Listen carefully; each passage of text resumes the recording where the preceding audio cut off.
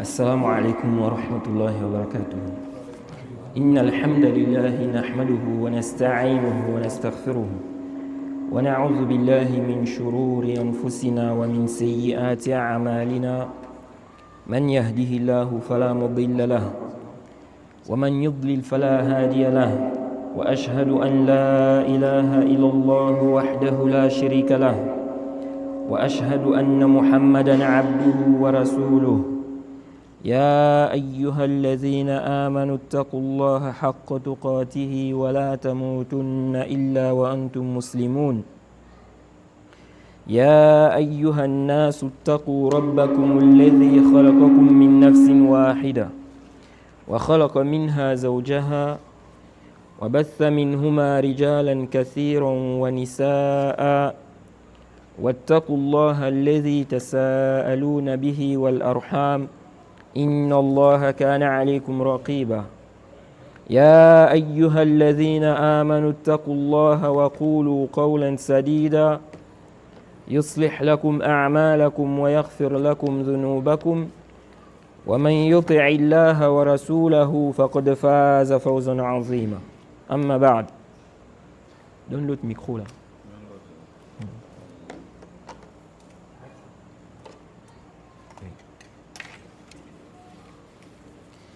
Nous remercions Allah pour ses biens, pour tout ce qu'il nous accorde. Et on lui demande de prier sur le prophète Muhammad sallallahu alayhi wa sallam, sa famille, ses compagnons et tous ceux qui les ont suivis jusqu'au jour de la rétribution. Celui qu'Allah a guidé, personne ne peut l'égarer. Celui qu'Allah a égaré, personne ne peut le guider. Alors nous sommes toujours dans l'explication, n'est-ce pas, du Durar de l'imam Shawkani. Ad-Durar al-Bahiyya fil Masail al-Fiqhiyya. Les perles magnifiques concernant les questions de jurisprudence. Et nous sommes dans le chapitre de la prière en groupe. Avant de commencer, j'aimerais vous demander beaucoup de patience. Beaucoup de patience parce que l'explication de ce livre, nous l'avons commencé avec un rythme. Et j'aimerais bien continuer sur ce rythme-là. Donc je vous demande beaucoup de patience. Et s'il y a des points ou des questions que vous ne comprenez pas, notez cela et vous pouvez poser des questions par rapport à cela. Et aussi, j'exhorte, n'est-ce pas, j'exhorte les frères, n'est-ce pas, à prendre des notes. Naam. Donc on s'est arrêté à la parole de l'imam Shawkani ici. Il a dit وَيَأُمُّ الرَّجُلُ بِالنِّسَاءِ إِلَى الْعَكْسِ وَالْمُفْتَرِدُ بِالْمُتَنَفِّلِ وَالْعَكْسِ.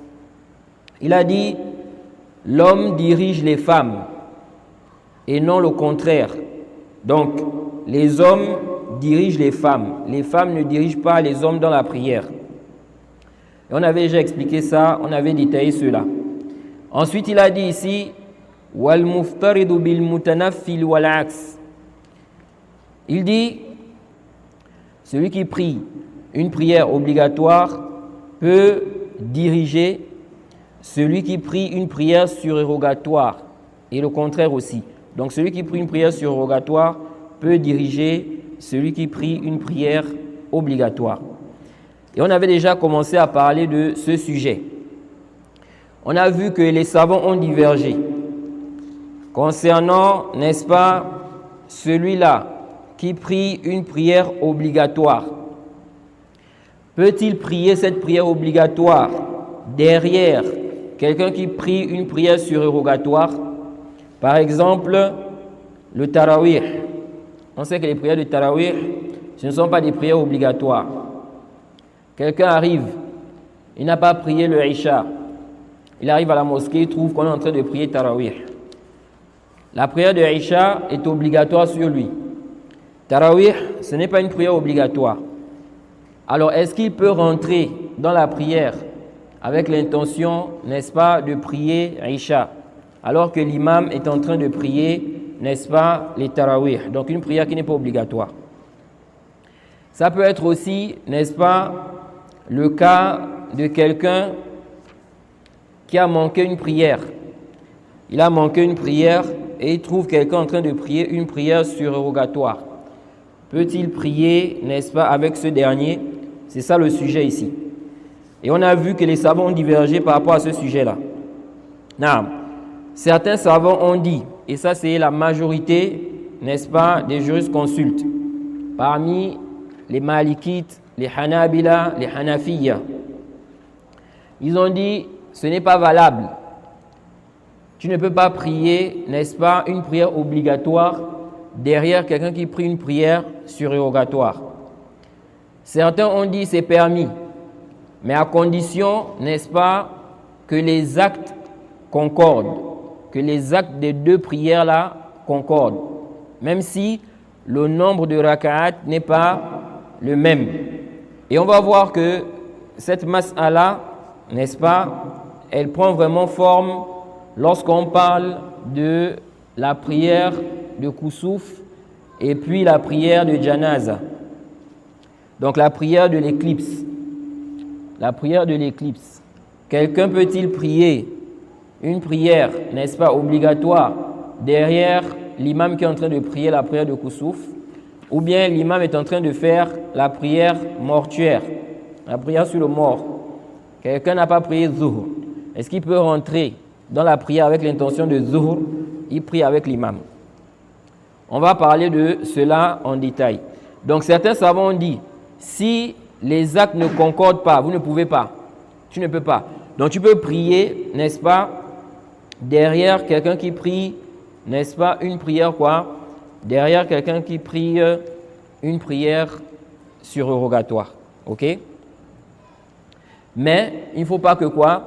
Il ne faut pas que les actes de la prière soient quoi? Soient différents. Ça ne concorde pas. Comme le Koussouf. Le Koussouf, c'est combien de...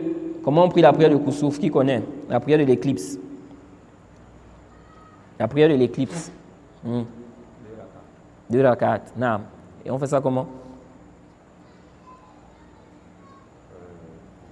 Oui. 2 rak'at. Est-ce que c'est 2 rak'at? On prie ça comme on prie les autres prières de 2 rak'at? Comment on prie ça? On prie, on lit le Coran. Naam. On lit la Fatiha une fois. Vous ne connaissez pas comment on prie la prière de Koussouf? Non. Dans la première raka'at, on lit la Fatiha, on lit une partie du Coran, Non. on fait le sujoud et le ruku', Non. on revient, on lit encore Le Coran. une partie du Coran, La Fatiha ou bien? sans la Fatiha. Comme ça directement? Tu es sûr de ça?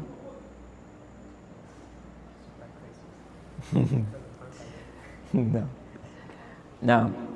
Donc on va dire que après ça, qu'est-ce qu'on fait? Après avoir lu le Coran, on fait le sujoud. Directement, sans recours? Non. J'ai. Toïb. La prière de Koussouf, n'est-ce pas? On fait ça avec 2 recours. J'ai 2 rak'at, naam. Avec 2 recours dans chaque rak'at. Ok? Dans cette prière-là, la personne lit d'abord la Fatiha. Ensuite, elle fait quoi? Elle va lire une autre sourate. Elle va tirer. Ok? Ensuite, elle va au recours. Ensuite, elle revient. Elle lit encore la Fatiha avec une autre sourate. Elle tire toujours. Ensuite, elle va au recours. Et puis, elle fait la deuxième raka comme elle a fait la première. Toïb. Donc maintenant, l'imam est en train de prier la prière de Koussouf. Quelqu'un arrive, il n'a pas prié, n'est-ce pas, par exemple, le Zuhr. Ok? Est-ce qu'il peut prier ici, là? Pour ces savants-là, il ne peut pas prier derrière cet imam-là. Parce que ici, là, n'est-ce pas, il n'y a pas de quoi? Il n'y a pas de concordance au niveau des actes. Les actes sont différents. Ok? La prière de Zuhr, par exemple, il n'y a pas de ruku là-bas. Ok? Donc pour eux, on ne prie pas ça derrière cet imam-là. Par contre, les autres prières, n'est-ce pas, qui sont en concordance au niveau des actes apparents, ils disent on peut prier la prière obligatoire derrière celui qui prie une prière surérogatoire. Et on va voir aussi que certains savants ont dit même dans le cas là, il peut prier. Même dans le cas là, il peut prier. Maintenant, comment il va prier? Ça, on va parler de ça plus tard. Non. Donc, on a ici la position de Al-Awza'i et un avis chez les Shafi'iyya. Ok? Ceux-là, ils ont dit quoi? On prie si quoi? Si les actes sont quoi? En concordance. Ensuite, certains gens de science ont dit c'est permis s'il y a un besoin.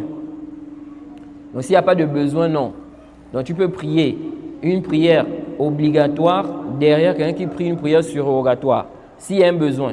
Comme quoi? Ils ont dit par exemple, si celui qui dirige là, c'est le plus en droit d'être imam. C'est lui par exemple qui a mémorisé le plus le Coran. Ok? Ils disent ici là, par exemple, on va dire que tu peux prier. Et ça, c'est une riwaya de l'imam Ahmed. Taïb. En résumé, on peut dire que les savants sont en deux groupes. Un groupe qui voit l'autorisation et un groupe qui n'est pas autorisé. Ceux qui ont dit que tu ne peux pas prier, n'est-ce pas, une prière obligatoire derrière quelqu'un qui prie une prière surrogatoire, ils ont avancé quoi comme argument? On avait vu ça ici, n'est-ce pas, quand on avait parlé du sujet. Qui se rappelle? Ils ont avancé quoi comme preuve pour justifier que tu ne peux pas prier une prière obligatoire derrière quelqu'un qui prie une prière surrogatoire? Non. L'intention. Oui, ils ont dit que l'intention n'est pas la même. Mais c'est quoi le dalil qu'ils ont cité? Hein? Très bien. Ils ont pris le hadith du prophète Mohammed sallallahu alayhi wa sallam où il dit Innama ju'ila al-imamu liyutamma bihi. L'imam a été fait pour être suivi. Iza kabbara fakabbiru wa iza raka'a farka'u wa iza sajada fasjudu fala takhtalifu alayhi. Le prophète a dit l'imam a été fait pour être suivi. S'il fait le takbir, faites le takbir. S'il fait le ruku', faites le ruku'. S'il fait le sujoud, faites le sujoud. Ne divergez pas avec l'imam. Ok? Et on avait répondu à cet argument-là. Qu'est-ce qu'on avait dit? Ceux qui étaient là. On avait dit quoi par rapport à ça? Non. On avait dit que ce qu'il fallait comprendre dans ce hadith-là, ce sont les actes apparents. Non. Qui sont concernés, pas l'intention. C'est-à-dire? C'est-à-dire que l'imam peut avoir une intention différente de celui qui prie derrière lui. Et quand ils font les actes concordants, la prière est valable. Et c'est quoi le dalil? C'est quoi la preuve de ça? La preuve de ça, on avait vu le hadith du prophète sallallahu alayhi wa sallam où un compagnon est rentré dans la mosquée. Ils avaient déjà terminé la prière. Et lorsqu'il a commencé la prière, le prophète a demandé à ce qu'un des compagnons fasse sadaqa à celui qui est venu en retard. Non. Mais par rapport au hadith qu'ils ont cité là, on avait dit que dans le même hadith là, en fait, il y a une réfutation. Le hadith d'Abi Huraira. Parce qu'eux, ils ont dit, dans le hadith, on a dit Fala takhtalifu alayhi. Ne divergez pas avec l'imam. Et on a dit l'imam est fait pour être suivi. Ils ont dit c'est général. Tu le suis dans l'intention. Donc, il prie Zuhr, tu pries Zuhr. Il prie Asr, tu pries Asr. Ce n'est pas toi, tu es en train de prier une prière obligatoire, lui prie une prière surrogatoire. On avait dit que la suite du hadith, ok? On avait dit le prophète dans ce hadith, il a cité, n'est-ce pas, des exemples. Il a dit, s'il fait le takbir, faites le takbir. S'il fait le ruku, faites le ruku. S'il fait le sujoud, faites le sujoud. On a dit ça prouve que ce qui est visé ici, là, quand il dit de ne pas diverger avec l'imam, c'est dans les actes. Ok? C'est dans quoi? Dans les actes et non dans l'intention. Ensuite, les savants qui ont dit que c'est autorisé, ils se sont basés sur, n'est-ce pas, le hadith de Mu'adh. Ce hadith est rapporté par l'imam Muslim. Le hadith numéro 465 dans le Sahih Muslim. D'après Jabir, il dit Kana Mu'adh yusalli ma'a Nabi sallallahu alayhi wa sallam. Thumma ya'ti wa ya'ummu qawmahu. فصلى ليلة مع النبي صلى الله عليه وسلم العشاء ثم أتى قومه فأمهم فافتتح بسورة البقرة وانحرف رجل فسلم ثم صلى وحده وانصرف فقالوا له أنفقت يا فلان قال لا والله لآتين رسول الله صلى الله عليه وسلم فلا أخبرنه فأتى رسول الله صلى الله عليه وسلم فقال يا رسول الله إنا أصحاب النواضح نعمل بالنهار وإن معاذا صلى معك العشاء ثم أتى فافتتح بسورة البقرة فأقبل رسول الله صلى الله عليه وسلم على معاذ فقال يا معاذ أفتان أنت اقرأ بكذا واقرأ بكذا. Naam. On a ce hadith de Muaz dans le Sahih Muslim. Ces savants ont pris ça comme dalil. Ils ont dit ça c'est la preuve que tu peux prier une prière obligatoire derrière quelqu'un qui prie une prière surrogatoire. Ils ont dit, Jabir a rapporté que Muaz priait avec le prophète. Muaz priait, n'est-ce pas, avec le prophète Muhammad sallallahu alayhi wa sallam. Puis il allait diriger son peuple. Ok? Donc il priait avec le prophète. Après, il allait diriger. Donc il allait prier en tant qu'imam chez son peuple là-bas. Et il dit ici qu'une nuit, il a prié avec le prophète à l'Aïcha, la prière de l'Aïcha. Ensuite, il est allé chez son peuple et il a dirigé la prière là-bas. Et quand il a dirigé, il a prié avec la sourate al-Baqarah. Ok? Un homme, n'est-ce pas, est sorti des rangs. Il s'est écarté. On dit ici, il a fait le taslim. Ensuite, il a prié seul. Ok? Pourquoi? Parce que Muaz était en train de tirer. Donc, il n'a pas pu supporter. Donc, il s'est éloigné. Dans le hadith, dans la version de Muslim ici, on dit, il a fait le taslim. Ok? Ensuite, il a prié seul. Bon, ici, il y a un problème. Il a fait le taslim. Est-ce qu'il avait terminé la prière? Il n'avait pas terminé la prière. Ok? Bon, pourquoi il fait le taslim ici, là? Alors ici, là, les savants ont divergé. Les savants ont divergé. Est-ce que cet homme-là, quand il s'est écarté, quand il est sorti du rang pour prier seul là, est-ce qu'il a poursuivi la prière, donc ce qu'il a trouvé avec Muaz, ou bien il a fait le taslim, ensuite il a recommencé la prière à zéro. Ok?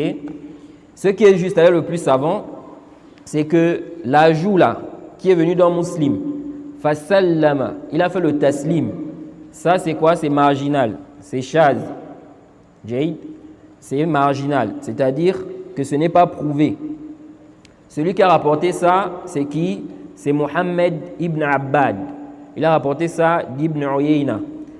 Tous ceux qui ont rapporté le récit là, d'Ibn Uyayna, parmi eux, des grands élèves d'Ibn Uyayna, aucun n'a rapporté ça. Qu'il a ajouté, il a dit, il a fait le taslim. Après, il a prié seul. Ok? Ils ont simplement dit qu'il s'est écarté et puis il a prié. Ok? Sans dire ça, qu'il a fait quoi? Il a fait le taslim. Ok? Donc, cet ajout-là n'est pas authentique. Le rapporteur qui a rapporté ça, il s'est trompé. Il a ajouté ça, il n'a pas bien compris. On a dit, il s'est écarté et il a prié. Lui, il a ajouté, il a fait le salam et puis il a prié. Toïb. Donc ici, là, l'homme s'est écarté. Donc il était dans un coin et il a prié. Il a prié seul. Quand il a terminé, les gens lui ont dit, tu es devenu hypocrite. Es-tu devenu hypocrite? Pourquoi? Pourquoi il sort de la prière? Ok? Et il a dit, non, par Allah, je veux aller voir le prophète et je veux l'informer de ce qui s'est passé. Ok? Ensuite, il est venu voir le prophète Muhammad sallallahu alayhi wa sallam. Il a dit, ô messager d'Allah, nous sommes des gens, n'est-ce pas, qui gardons les chameaux. On abreuve les chameaux. Donc, on donne de l'eau aux chameaux et tout ça. Nous travaillons la journée. Et Muaz est venu, il a prié avec toi. Ensuite, il est venu diriger la prière. Et il a commencé, n'est-ce pas, il a prié avec la sourate al-Baqarah. Vous voyez? Ensuite, le prophète Muhammad sallallahu alayhi wa sallam s'est dirigé vers Muaz et lui a dit, n'est-ce pas, est-ce que tu es quelqu'un qui sème, n'est-ce pas, les troubles, la fitna? Lis ceci, lis cela. Donc le prophète l'a orienté, n'est-ce pas, dans ce qu'il devait lire. donc des courtes sourates. Naam, on retient de ce hadith que quelqu'un peut sortir de la prière. Si on suppose que quelqu'un, n'est-ce pas, vient prier, l'imam tire, il tire tellement, ok, et que celui qui est derrière là, il a une urgence par exemple, ou bien, n'est-ce pas, il ne peut pas supporter, il peut sortir, il continue sa prière à côté et puis il part. Ok? Il continue sa prière à côté et puis il part.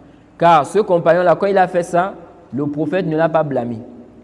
Le prophète ne lui a pas dit pourquoi tu es sorti. Tu devais rester dans la prière. Ok? Au contraire, le prophète ici là a plutôt exhorté Muaz, n'est-ce pas, afin qu'il ne tire pas.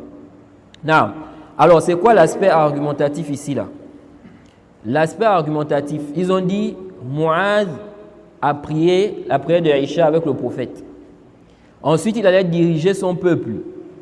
Ils ont dit, il n'y a pas de doute qu'ici là, ils ont dit ici là, Muaz priait la prière obligatoire avec le prophète.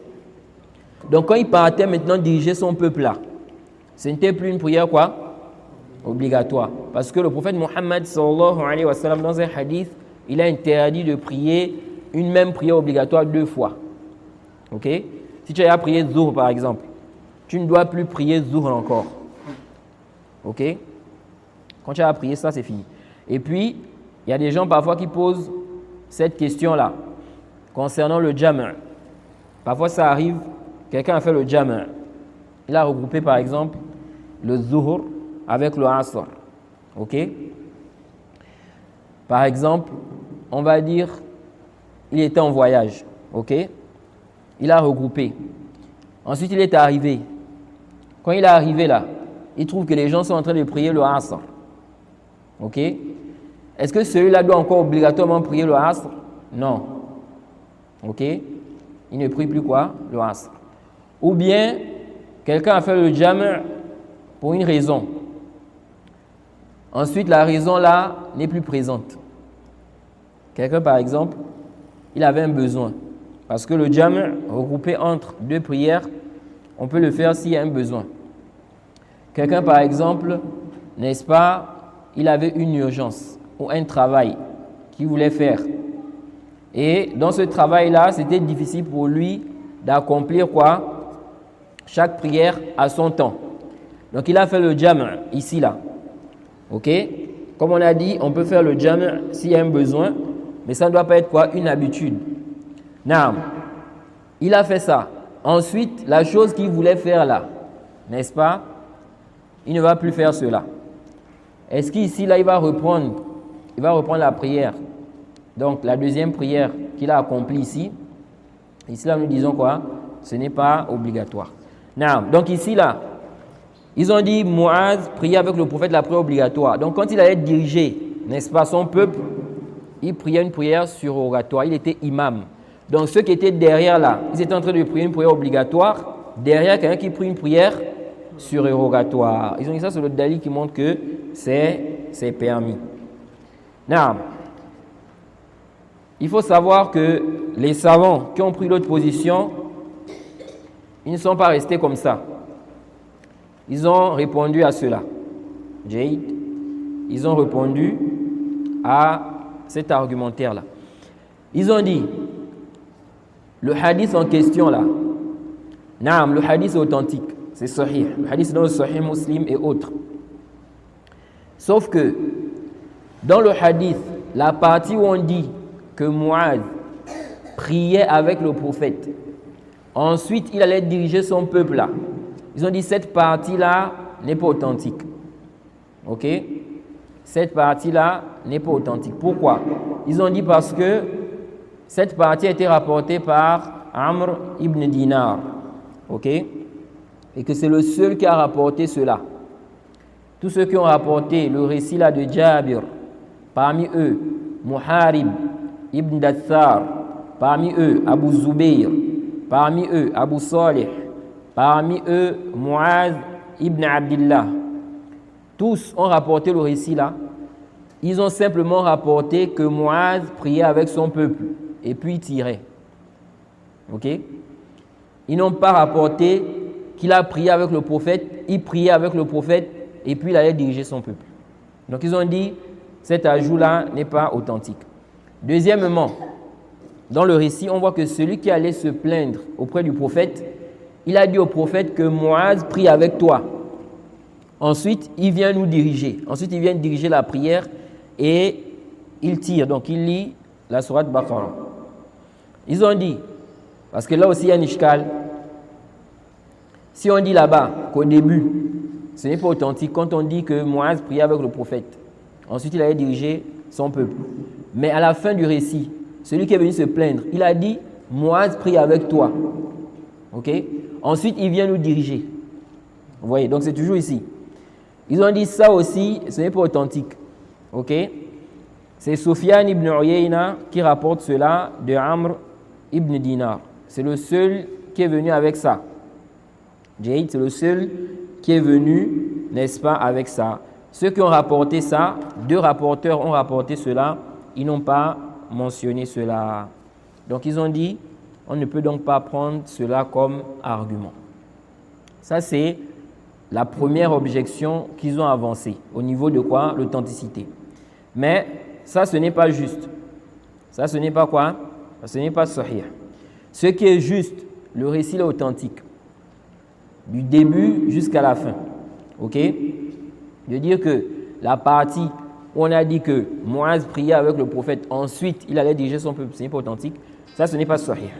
Pourquoi? Nous disons, celui qui a rapporté le récit là, c'est qui? C'est Amr ibn Dinar. Les rapporteurs de hadith, les gens qui rapportent le récit là, ou bien les récits, ils ne sont pas tous au même degré. Ok? Il y en a qui rapportent, il y en a qui sont plus dignes de confiance que d'autres. Ok? Ils ont une capacité de rétention plus forte. Ils retiennent plus. Ok? Et il y a d'autres qui ont une capacité de rétention qui est quoi? Un peu, n'est-ce pas, moindre. Et ça là, on peut observer ça même aujourd'hui chez les gens. Quelqu'un peut avoir des élèves. Vous allez voir que parmi les élèves, il y en a, n'est-ce pas, qui sont quoi? Qui retiennent plus. Donc le professeur est en train de parler, il dit des choses. Il y a un qui va retenir beaucoup de choses que certains ne vont pas retenir. Ok? Au point où, si l'autre dit que le professeur a dit ça, ils peuvent dire quoi? Ah, nous on n'a pas entendu ça. On n'a pas entendu le professeur dire cela. Pourtant, le professeur a dit ça. Ok? Pourquoi? Parce qu'ils ne sont pas plus attentifs que l'autre. Ok? Donc ça aussi, c'était connu chez les rapporteurs de hadith. Il y avait, n'est-ce pas, ceux-là qui avaient une capacité de mémorisation plus forte que les autres. Et aussi, il y en a, n'est-ce pas, qui marchaient plus avec le professeur que d'autres. Ok? Donc vous allez voir, un tel, c'est un élève d'un tel. Un tel, c'est un élève d'un tel. Mais il y a un qui marche plus avec l'autre. Il y a un qui marche plus avec le professeur. Et donc, il écoute souvent des choses que les autres n'écoutent pas. C'est comme Abu Huraira. Quand les gens ont dit qu'Abu Huraira rapporte trop de hadiths. Ok? Il rapporte trop de hadiths que les autres ne rapportent pas. Qu'est-ce qu'Abu Huraira a dit? Il a dit que les Ansar, ils étaient occupés avec le travail, le commerce, et que lui, il passait son temps avec le prophète. Donc, il écoutait ce que eux n'écoutaient pas. Ok? Et donc, c'est comme ça. Vous allez voir que parmi les étudiants, il y en a qui sont beaucoup collés au professeur et il y a d'autres qui ne sont pas comme ça. Ceux-là, quand il y a divergence entre eux, dans ceux qui sont en train de rapporter du professeur là, parmi les choses qui vont nous permettre de faire précéder des versions sur d'autres, il y a ça.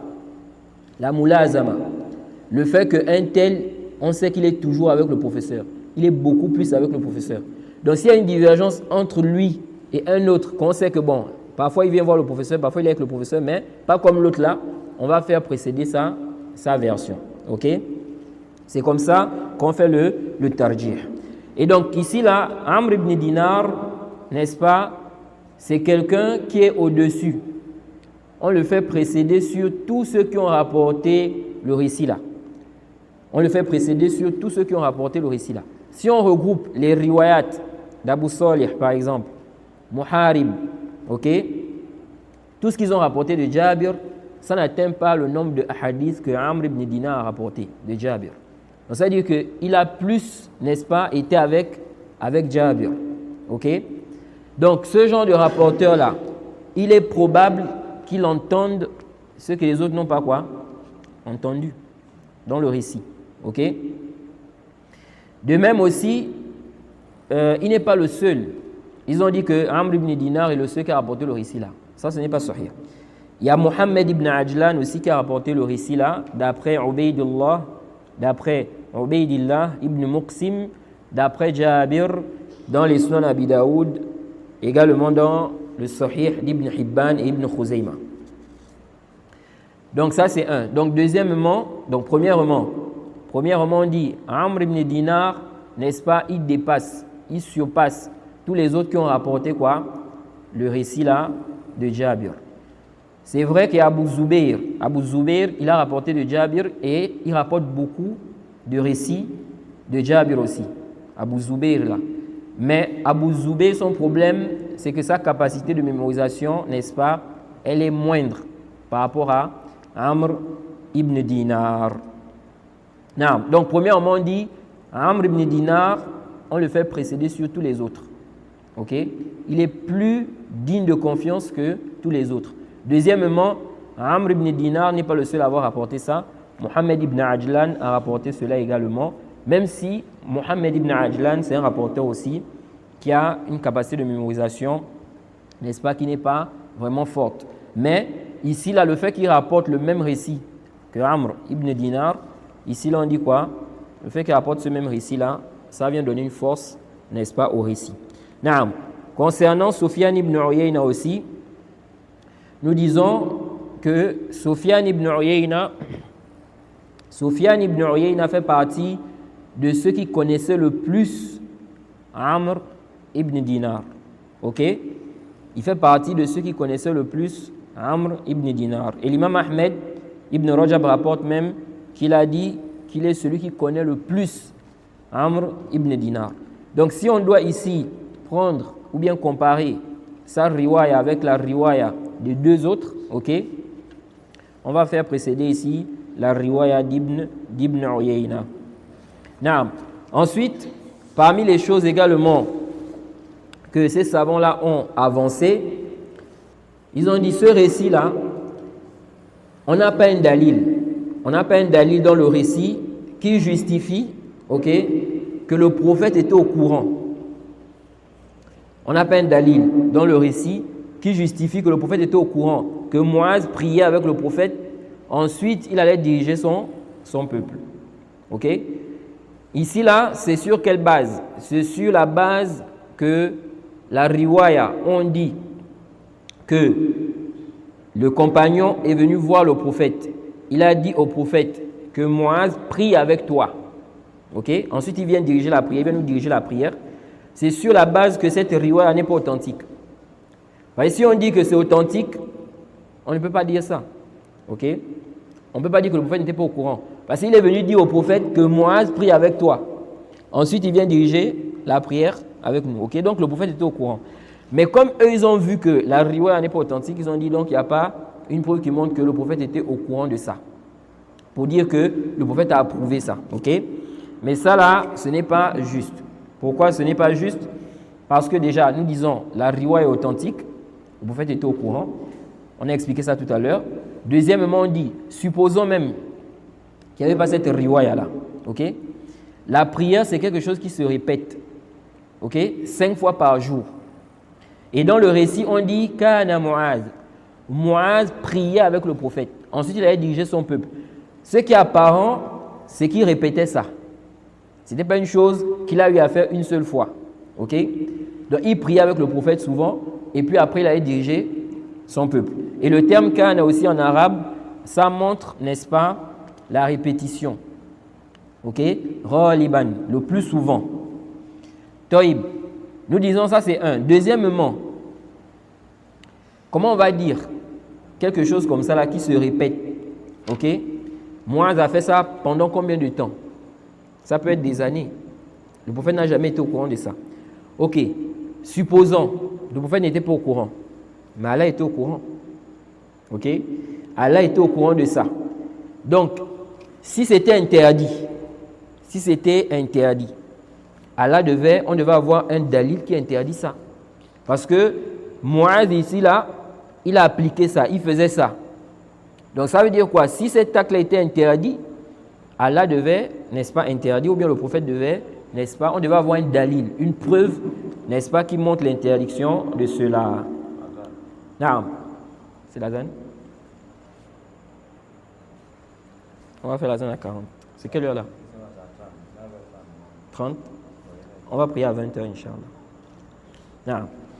Ensuite, ici, là, parmi les arguments aussi qu'ils ont avancés, ils ont dit que ce récit-là a été abrogé. Mais ça, il n'y a pas de dalil qui justifie cela. Il n'y a aucun dalil qui justifie que ça a été abrogé.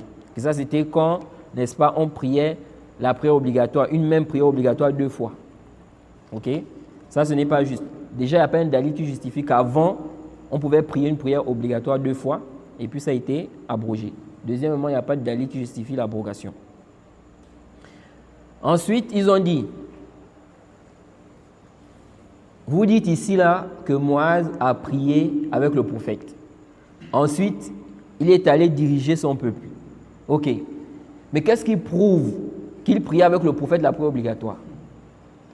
Ils ont dit, il se peut qu'il priait avec le prophète une prière surrogatoire.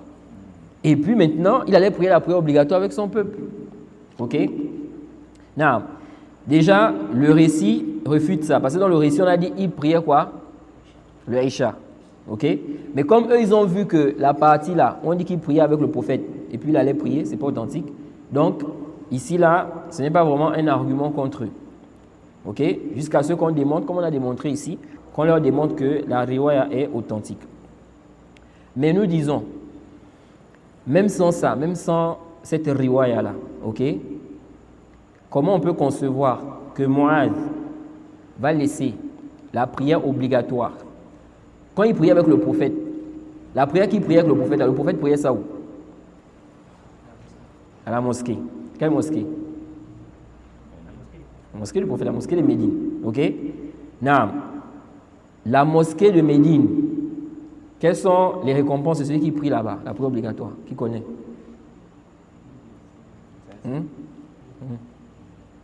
Combien? 1000. Plus de 1000. On prend pour qui?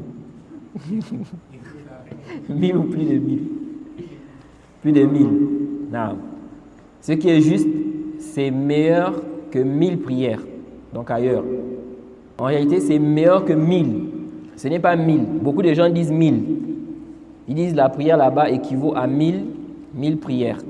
Même des imams, même des savants. Moi-même, j'ai écouté, il y a des savants qui disent ça. Mais ça, c'est une erreur. Et le Cheikh Ibn Uthaymin avait mentionné ça. Il avait attiré l'attention des gens par rapport à ça. Parce que dans le hadith, on a dit khayrun min alf salat. C'est meilleur que quoi? 1000 prières. Donc quand tu dis ça équivaut à 1000, ce n'est pas ça. Le hadith a dit meilleur que 1000. Toi tu dis 1000. Vous voyez? Donc ça, ce n'est pas juste. Ok? C'est quelque chose qu'il faut corriger. Beaucoup de gens tombent dans cette erreur-là, comme je disais, même des savants, n'est-ce pas? Ils ne font pas attention à cela. Non. Donc, comment on va concevoir que la prière à la mosquée du prophète, qui est meilleure, n'est-ce pas, que 1000 prières, donc ailleurs, comment on va concevoir que Mu'adh va laisser la prière obligatoire? Parce que la prière surrogatoire, même, les savants ont divergé. Parce que quand le prophète a dit que la prière dans sa mosquée là-bas, elle est meilleure que 1000, n'est-ce pas? Les savants ont divergé. Est-ce que ça englobe les prières surrogatoires? Donc quelqu'un part à la mosquée du prophète. S'il prie des prières surrogatoires, est-ce qu'il a les mêmes? Est-ce qu'on va dire ici que c'est le même jugement? Ça, c'est un débat. Mais au moins, ils sont d'accord en ce qui concerne la prière quoi? Obligatoire. Ok? Toïb. La prière obligatoire là, comment on va concevoir que Mu'adh va laisser la prière obligatoire avec le prophète dans la mosquée, avec tous ces mérites là? Ok? Il va laisser ça pour prier une prière surrogatoire. pour aller prier la prière obligatoire avec son peuple. Nous disons ça c'est quoi? C'est éloigné. Deuxièmement, si on fait l'azan, on fait l'iqama, le prophète Mohammed sallallahu alayhi wa sallam a dit Iza sami'tumul iqama famshu ila salat wa alaykum bis sakina wal waqar fama adraktum fasallu wa ma fatakum fatimmu. Le prophète a dit si vous entendez l'iqama, allez-y à la prière. OK? Et soyez apaisés. Ce que vous allez trouver, priez, et ce que vous aviez manqué, n'est-ce pas, complétez. Ça veut dire quoi? Ça veut dire que si on entend l'iqama, on doit aller prier. OK? Donc, comment on va concevoir que Muaz va entendre l'iqama et puis il va prier une prière surrogatoire? Il laisse la prière qui est obligatoire. On a fait l'iqama pour prier la prière obligatoire. Il n'a pas encore prié la prière obligatoire. Maintenant, il laisse la prière obligatoire, il fait la prière surrogatoire. OK? Ça, c'est quoi? C'est éloigné, c'est baïd. C'est pourquoi nous disons qu'il n'y a pas de doute que Muaz priait la prière obligatoire avec le prophète. OK? Ensuite, il allait prier une prière surrogatoire avec son peuple. Et aussi, le récit lui-même vient trancher. Parce que dans le récit, on a dit qu'il a prié quoi? Il priait, n'est-ce pas, le Aïcha, donc la prière de Aïcha. Naam. Donc ici, là, on peut conclure que ces arguments qu'ils ont avancés, ou bien ces objections qu'ils ont avancées pour dire ici, là, que la personne qui prie une prière obligatoire ne peut pas prier. D'ailleurs, celui qui prie une prière surrogatoire, ce n'est pas quoi? Ce n'est pas sahih. Et parmi les choses qui viennent renforcer, n'est-ce pas, la position des savants qui ont dit c'est permis, c'est le hadith de Muslim concernant la prière de la peur. C'est rapporté par l'imam Muslim, le hadith numéro 843. Jabir dit que le prophète Mohammed sallallahu alayhi wa sallam priait la prière de la peur avec eux. فصلى رسول الله صلى الله عليه وسلم بإحدى الطائفتين ركعتين ثم صلى بالطائفة الأخرى ركعتين فصلى رسول الله صلى الله عليه وسلم 4 ركعات وصلى بكل طائفة ركعتين. Donc, Jabir dit, le prophète a prié la prière de la peur. Il a prié avec un des groupes. Donc, ils ont divisé, n'est-ce pas, les groupes en deux. Les musulmans se sont divisés en 2 groupes. Ça, c'est parmi les façons de prier la prière de la peur. Il dit ici qu'il a prié avec un groupe, n'est-ce pas, 2 raka'at. OK? Ensuite, il a prié avec l'autre groupe 2 raka'at. Et donc, il a prié ici avec chaque groupe, combien de raka'at? 2. Ça, c'est une façon de prier la prière de la peur. C'est venu également dans le Musnad de l'imam Ahmed, numéro 20400, n'est-ce pas, 97. Il dit ici, d'après Abi Bakrata, صلى بنا رسول الله صلى الله عليه وسلم صلاة الخوف فصلى ببعض أصحابه ركعتين ثم سلم فتأخروا وجاء آخرون فكانوا في مكانهم فصلى بهم ركعتين ثم سلم فصار للنبي صلى الله عليه وسلم 4 ركعات وللقوم ركعتان. Donc, il dit ici que le prophète a prié la prière de la peur avec eux. Il a prié avec certains compagnons 2 rak'at. Ensuite, il a fait le salam.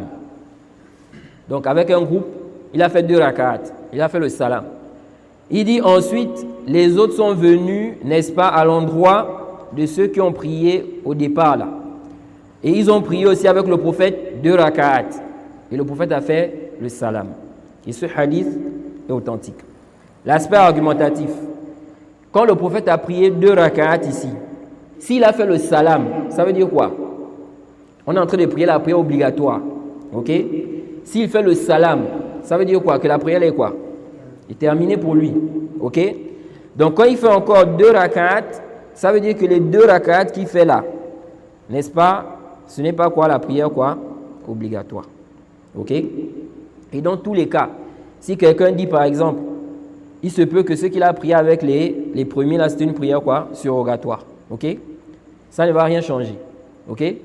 Parce que toujours est-il qu'il a pris une prière surrogatoire et eux ils ont pris une prière quoi? Obligatoire. Ok? Non, donc nous disons, ceci montre aisément que la position qui est juste, c'est que tu peux prier, n'est-ce pas, une prière obligatoire derrière quelqu'un qui prie une prière surrogatoire. Donc, pour les tarawih, par exemple, quelqu'un arrive, il trouve que l'imam est en train de prier les tarawih. Il n'a pas prié le Isha. Il peut rentrer avec l'intention de Isha. Ok? Quand l'imam va faire le salam, lui, il va se lever pour compléter. Ok? Ensuite, il y a une autre mas'ala, c'est la mas'ala de celui qui prie une prière obligatoire. Derrière celui qui prie une prière obligatoire, mais ce n'est pas la même prière. Ok? Là, on a parlé du cas de celui qui prie une prière surrogatoire, derrière celui qui prie une prière obligatoire. Ou bien le contraire. Tous les deux là sont autorisés. Maintenant, on a une autre situation. Toi, tu pries une prière obligatoire. L'imam aussi prie une prière obligatoire, mais ce n'est pas la même prière. Par exemple, quelqu'un n'a pas prié Zuhr. Il trouve que l'imam est en train de prier Asr. Ok? Est-ce qu'il peut prier le Zuhr avec l'intention de Zuhr pendant que l'imam est en train de prier Asr? Ici, là, les savants ont aussi divergé. C'est la même divergence ici. Les mêmes arguments qu'ils ont avancés là-bas, au niveau de l'intention, c'est ceux qu'ils ont avancés ici. Ok? En disant quoi? Vous n'avez pas la même intention. Toi, tu es en train de... Toi, ton intention, c'est la prière de Zuhr. Lui, c'est la prière de Asr. Et donc, vous n'avez pas à prier ensemble. Ok? Mais comme on a vu à Sahih, tu peux quoi? Tu peux prier. De même aussi, n'est-ce pas? On a vu que certains savants ont dit c'est autorisé à condition. À condition que quoi? Que les actes concordent. Donc, tu ne peux pas, par exemple, prier la prière de Zuhr derrière l'imam qui est en train de prier la prière de Kusuf, la prière de l'éclipse. Ou bien tu pries la prière de Zuhr derrière un imam qui prie quoi? Qui prie la prière sur le mort. Ok? Mais moi, je penche plus vers la position des savants qui ont dit tout ça là, c'est autorisé. Ok?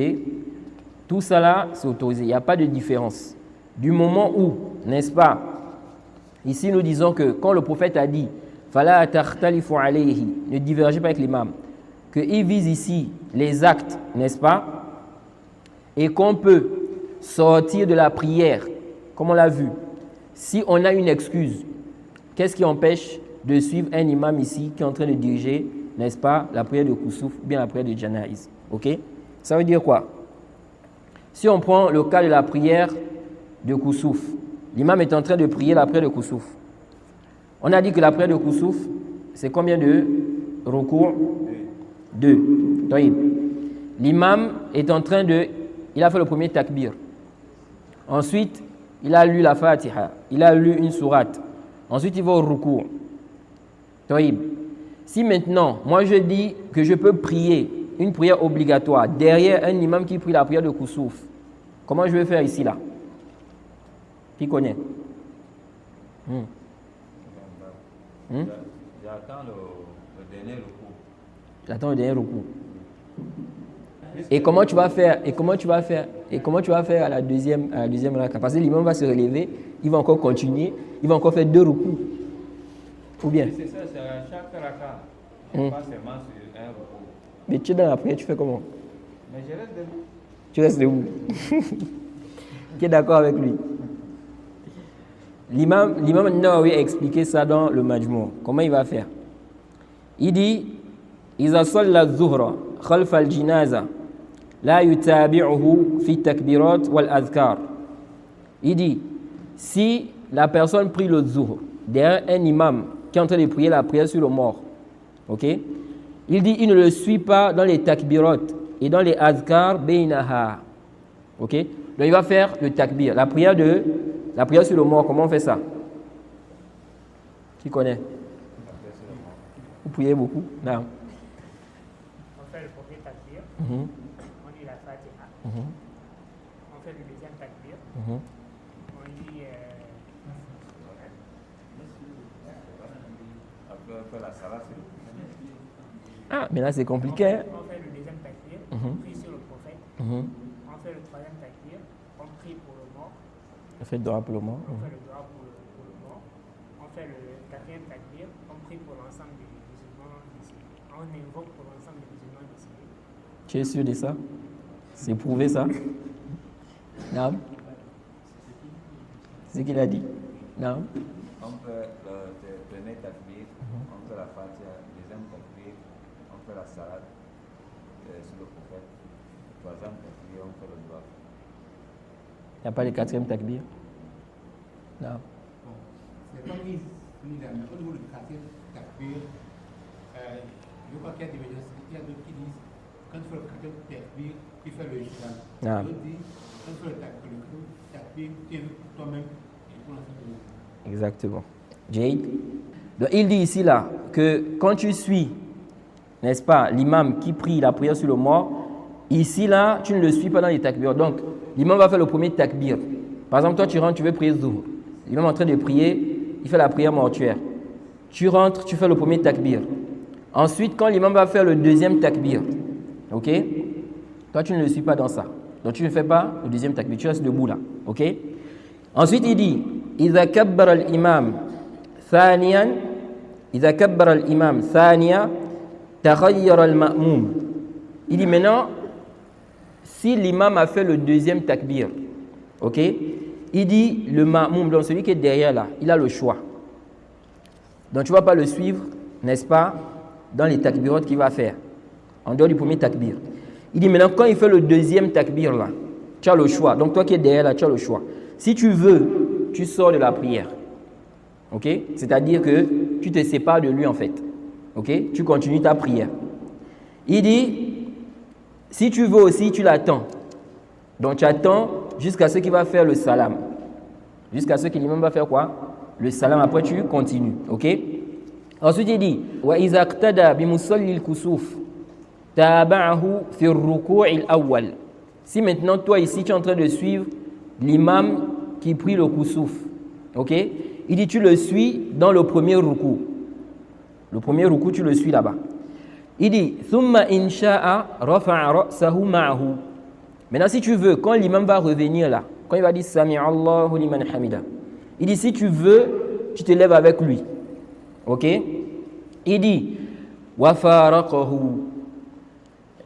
Ensuite il se sépare de l'imam. Donc tu te lèves avec lui et tu continues ta prière. Ok? Tu vas continuer ta prière. Donc tu vas aller où c'est? Au sujoud. Ok? Il dit ici wa in sha'a intazarahu fi ruku'. Si tu veux maintenant, tu l'attends au ruku'. Ok? Donc soit tu te lèves avec lui, ensuite tu continues ta prière jusqu'à ce que tu vas faire le taslim, soit tu restes au ruku' là-bas, tu l'attends. Ok? Il dit wa qala al-imam al-haramain wa ghayruhu wa innama intazarahu fi ar-ruku' liya'ud al-imam ilayhi wa ya'tadila ma'ahu an ruku'ihi ath-thani wa la yantaziruhu ba'da ar-raf'i lima fihi min tatwil ar-rukn al-qasir. Il dit que certains savants ont dit ici là, pourquoi il va l'attendre au ruku'? Il peut l'attendre aussi debout. Il peut revenir, n'est-ce pas? Parce qu'on a dit quoi? On a dit, il revient avec lui et il fait quoi? Il se sépare, donc il continue sa prière. Ok? Il a dit, soit il fait ça, soit il attend au ruku'. Mais il peut aussi l'attendre debout. Donc ils ont dit non, il ne l'attend pas debout. Ils ont dit pourquoi il ne l'attend pas debout? Ils ont dit il attend au ruku', n'est-ce pas? Pour que l'imam, n'est-ce pas, le retrouve là-bas et qu'il revienne avec, n'est-ce pas, l'imam. Pourquoi? Parce que s'il reste debout là pour l'attendre, il va tirer dans un rukn, un pilier qui est quoi? Qui n'est pas long. Ok? Parce que quand tu reviens du ruku', le temps que tu vas passer là debout à la base, ce n'est pas long. Ok? Donc ils ont dit ici là, comme le pilier là, ce n'est pas long, donc tu ne vas pas l'attendre debout, tu vas plutôt l'attendre en ruku'. Parce que le ruku' là-bas, n'est-ce pas, on peut durer là-bas. Ok? Donc, voilà ce qu'on peut dire par rapport à cela. Donc, il va faire la même chose pour la deuxième raka. Ok? Il va faire quoi? Hein? Dans la deuxième raka? Non, la deuxième maintenant. Quand l'imam revient maintenant, l'imam lit. Après la lecture de l'imam, l'imam va au ruku'. Il va au ruku' avec l'imam. Qu'est-ce qu'il fait après?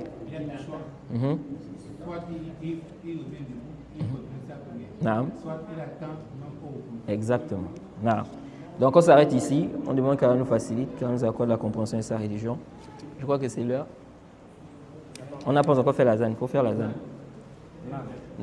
On fait d'abord la zane. On fait d'abord la zane. On fait d'abord l'azan. Non.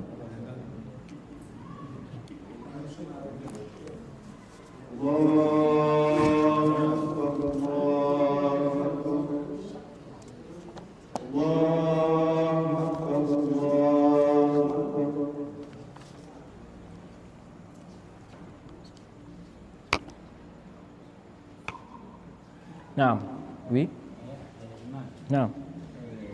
Vendredi, il y a d'autres vieux en mosquée, mais il ne faut pas dire à quand. Il y a d'autres faits dire à quand. Donc, deuxième question aussi, Alpha de l'Église. Tu peux faire le dire à quand à la maison ou le fait obligatoire en mosquée? Non. Concernant la première question, le jour du Jumu'ah, il n'y a pas de sunna, n'est-ce pas, spécifique au jour du Jumu'ah. C'est-à-dire, il n'y a pas de raka'at spécifique pour Jumu'ah qu'on fait avant Jumu'ah. Il n'y a pas ça. Qu'on va dire sunna qabliya, là. Ce qui est venu, qui est rapporté des compagnons du prophète Mohammed sallallahu alayhi wa sallam dans le Muwatta de l'imam Malik, c'est quoi? C'est que lorsque les compagnons venaient le jour du Jumu'ah, ils priaient, ils faisaient 2 rakats, 2 rakats, 2 rakats, 2 rakats, jusqu'à ce que l'imam vienne. Ok? Ça, c'est quelque chose qui est délaissé. Beaucoup de gens ne connaissent pas ça. Si tu viens, par exemple, le jour du Jumu'ah, par exemple, si on dit que l'imam, la khutba commence à 12h30, ok? Toi, tu viens, par exemple, à 11h30, ou bien même à 11h pile. Tu peux commencer à faire des rakats, des rakats, des rakats, jusqu'à ce que l'imam va commencer quoi? La khutba. Ok? Tu peux faire cela. Ça, c'est quoi légiférer? Mais quand tu as fait 2 rakats, quand on dit qabliya, avant Jumu'ah là, ça là, ce n'est pas quoi? Ce n'est pas rapporté, ce n'est pas prouvé. Naam. La deuxième question, concernant les 2 rakats qu'on fait, n'est-ce pas, de Fajr. Donc, les rakats surrogatoires avant la prière obligatoire de Fajr. Est-ce qu'on fait ça à la maison ou bien on fait ça à la mosquée? Tout d'abord, ces 2 rakats-là, nous incitons, nous encourageons les musulmans à ne pas délaisser cela. Ne délaissez pas les 2 rakats-là. Les 2 rakats qu'on fait avant la prière de Fajr. Parce que le prophète Mohammed sallallahu alayhi wa sallam a dit que quoi? Que ces 2 rakats-là, khayrun mina dunya wa ma fiha. C'est meilleur que la dunya et ce qu'elle contient. Donc tout ce qui est dans la dunya là, les 2 rakats là sont meilleurs. Les richesses qui sont dans cette dunya là, tout ça là, les 2 rakats là sont meilleurs que ça. Donc il ne faut pas négliger ça, ok? Maintenant, où est-ce qu'on fait ça? C'est venu dans le Sahih Muslim, que le prophète Muhammad sallallahu alayhi wa sallam a dit khayru salatil mar'i fi baytihi illa al-maktuba. Le prophète a dit la meilleure prière du serviteur, c'est la prière qu'il effectue chez lui, sauf la prière obligatoire. Ok? Les 2 rakats qu'on fait là, avant la prière de Fajr, la prière obligatoire de Fajr, ce n'est pas quoi? Obligatoire. Donc le mieux, c'est de prier ça à la maison. Donc tu pries ça à la maison avant de venir à la mosquée. Mais si quelqu'un prie ça aussi à la mosquée, ce n'est pas interdit. Ok?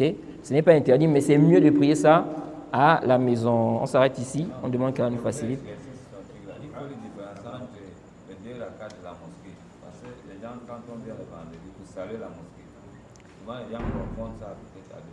Non, lui, il a parlé des rakats surrogatoires. Vous parlez des 2 rakats qu'on fait quand on rentre à la mosquée. Parce que ça, c'est pas spécifique au Jumu'ah. Ok? Les 2 rakats, quand tu rentres à la mosquée là, avant de t'asseoir, tu fais 2 rakats là. Ça, ce n'est pas lié au Jumu'ah. Peu importe le jour où tu rentres dans la mosquée, avant de t'asseoir, parce que le prophète a dit quoi? Il a dit Iza dakhala ahadukum al-masjida fala yajlis hatta yusalli rak'atayn. Si l'un d'entre vous rentre à la mosquée, il ne doit pas s'asseoir s'il n'a pas prié 2 rakats. C'est général, ce n'est pas seulement du Jumu'ah. N'importe quel jour tu rentres dans la mosquée, tu n'as pas le droit de t'asseoir si tu n'as pas prié quoi? 2 rakats. Ok? Donc ça là, quand tu viens du Jumu'ah à la mosquée, tu vas prier 2 rakats avant de t'asseoir. Et cela même si l'imam est sur le mimbar, en train de prêcher. Parce qu'il y en a qui disent que si l'imam est en train de prêcher là, tu ne pries pas, tu t'assois direct. Non. Le prophète Mohammed sallallahu alayhi wa sallam, vendredi, quelqu'un est rentré dans la mosquée, s'est assis. Le prophète lui a demandé Hal solayta, tu as prié 2 rakats? Il a dit non. Le prophète a dit Kum fa solli. Pourtant, il était en train de faire quoi? La khutba. C'est pourquoi la position des Malikites, quand ils disent que tu viens, tu t'assois seulement, ça ce n'est pas quoi? Ce n'est pas juste. Donc ici, là, tu rentres à la mosquée, tu fais 2 rakats, mais ce n'est pas ici 2 rakats surrogatoires liés au vendredi. Ça, c'est 2 rakats avant de s'asseoir. Non. C'est comme quand tu viens aussi, tu as prié à la maison, n'est-ce pas, les 2 rakats qu'on a dit là, de la prière de Fajr. Donc, les 2 rakats surrogatoires avant la prière obligatoire de Fajr. Tu as prié ça chez toi. Maintenant, tu rentres à la mosquée. Avant de t'asseoir, tu fais quoi? Tu fais d'abord 2 rakats. OK? Mais les 2 rakats que tu fais là, ce ne sont pas les 2 rakats que tu as prié chez toi, les rakats surrogatoires. Quoi? Non. On ne prie ça que lorsqu'on entre dans la mosquée. Le prophète a dit Iza dakhala ahadukum al-masjida. Non. C'est l'heure de la prière. Hein? Par rapport au cours. Mais c'est l'heure de la prière. Non.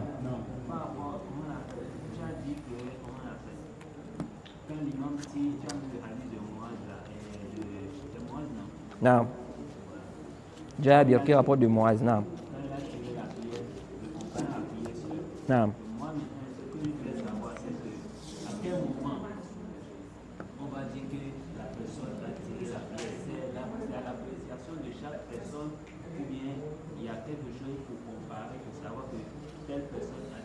Par exemple, un imam peut lire, quelqu'un tellement peut-être il a une belle lecture, mais s'il fait 10 minutes de cours, on ne se lasse pas. Une autre personne, même peut-être 2 minutes, elle a fait 2 minutes de cours, même on est fatigué, on veut qu'il batte au cours. Tu vois un peu. Donc à quel moment on va dire que la personne a tiré? Ça c'est la première chose. La deuxième chose, quand la personne tire, tu veux sortir de la prière, tu recommences la prière, mais tu continues. Concernant la première question d'abord. Ici, là, quand on dit, ou bien quand on encourage, n'est-ce pas, ou quand le prophète a recommandé de prendre des petites sourates, ok, est-ce que ça veut dire que l'imam ne peut pas tirer? Ce n'est pas ce que ça veut dire. L'imam peut tirer, il peut prendre des longues sourates. Parce que ça a été rapporté aussi du prophète qu'il a tiré, qu'il a pris des longues sourates, ok. Donc, c'est pourquoi les savants ont regroupé en tous les textes là. Ils ont dit ici, là, que l'imam doit regarder la situation des fidèles, ok. S'il sait que derrière, parce que quand le prophète a parlé sur le fait de raccourcir la prière, c'est-à-dire au niveau de la lecture, il a dit quoi? Derrière, il y a des faibles. Derrière, il y a des vieux. OK? Donc, ça veut dire quoi? Que l'imam doit voir la situation de ses fidèles, des gens qui sont dans la mosquée. Si par exemple, un imam sait que ceux qui sont derrière moi, là, ce sont des étudiants. OK? Ils sont vraiment motivés dans la recherche de la science. OK? Il peut tirer. Comme par exemple, nous, quand on était à l'université. OK? Généralement, n'est-ce pas, les imams, ils dirigeaient les prières avec quoi? Des prières, on va dire, qui n'étaient pas des sourates, qui n'étaient pas longues. Mais parfois, l'imam pouvait tirer. Ok? Donc, tout dépend de la situation des fidèles. C'est l'imam qui doit, n'est-ce pas, essayer de voir par rapport à ses fidèles. S'il y a des vieux, il sait qu'il y a des vieux. La mosquée, là, elle est beaucoup fréquentée par des vieux. Ils sont fatigués, etc. Ici, là, il ne va pas quoi? Il ne va pas tirer. Maintenant, quel est on va dire, le critère? À partir de quand, ou bien à partir de combien, ou bien quel temps on va estimer, on va dire que ici là, l'imam a tiré ou bien il n'a pas tiré. Wallahu a'lam. Ça, je ne sais pas. Ok? Ça nécessite un bahth. Et la deuxième question, c'était quoi? Non. Si tu sors maintenant, est-ce que tu recommences la prière à 0 ou pas? Comme on a dit ici, que les savants ont divergé dans le récit. Lorsque le compagnon est sorti, est-ce qu'il a fait le salam? Parce que dans le récit, la version de Muslim, on a dit fasallama. Mais on a vu que la riwaya n'est pas quoi? Elle n'est pas authentique, c'est chaz. Donc, ce qui est apparent, lorsque tu sors là, tu ne reprends plus la prière à 0. Ok?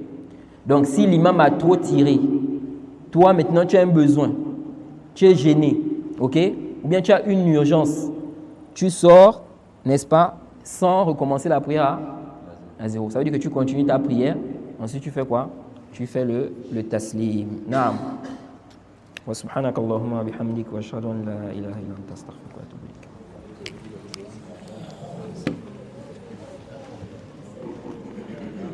Tu peux laisser dessus.